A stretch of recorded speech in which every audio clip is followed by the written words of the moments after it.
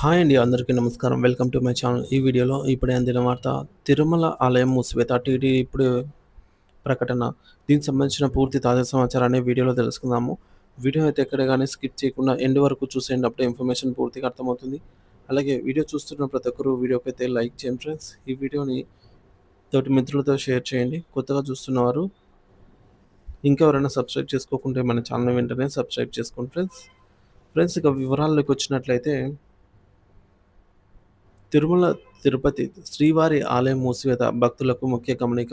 September 7వ తేదీన చంద్రగ్రహణం కానుండగా తిరుమల శ్రీవారి ఆలయాన్ని మూసివేస్తున్నట్లు తిరుమల తిరుపతి దేవస్థానం టీటీడీ ప్రకటించింది. భక్తులకు అసౌకర్యం కలగకుండా ఉండటానికి టీటీడీ ఈ వివరాలను తెలియజేసింది. ఆలయం మూసివేత సమయం సెప్టెంబర్ 7వ తేదీన మధ్యాహ్నం 3:30 ఆలయాన్నైతే మూసివేస్తారు. ఆలయాన్ని తిరిగి తెరిచే సమయం గ్రహణం అనంతరం సెప్టెంబర్ 8 తెల్లవారుజామున 3 గంటలకు ఆలయాన్ని తిరిగి తెరుస్తారు.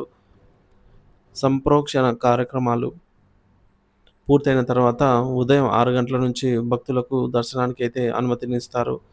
రద్దీ చేయబడిన సేవలు సెప్టెంబర్ 7న చంద్రగ్రహణం కారణంగా ఆ రోజు నిర్వహించబడే ఉంజల్ సేవ, అర్జిత బ్రహ్మోత్సవాలు, సహస్ర దీపాలంకరణ సేవ వంటి అర్జిత సేవలను టీటీడీ రద్దు చేసింది.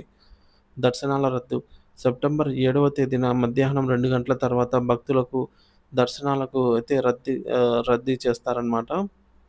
ఈ యొక్క దర్శనాలు ఈ టైంలో అయితే రద్దు చేస్తారు. తిరిగి సెప్టెంబర్ 8వ తేదీ ఉదయం 6 గంటల తర్వాత మాత్రమే దర్శనానికైతే అనుమతినిస్తారు.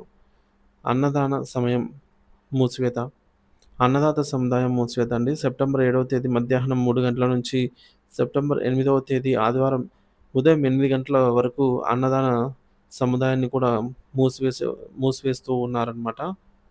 సో, టీటీడీ విజ్ఞప్తి భక్తులందరూ ఈ మార్పులను గమనించి టీటీడీకి సహకరించాలని విజ్ఞప్తి చేసింది.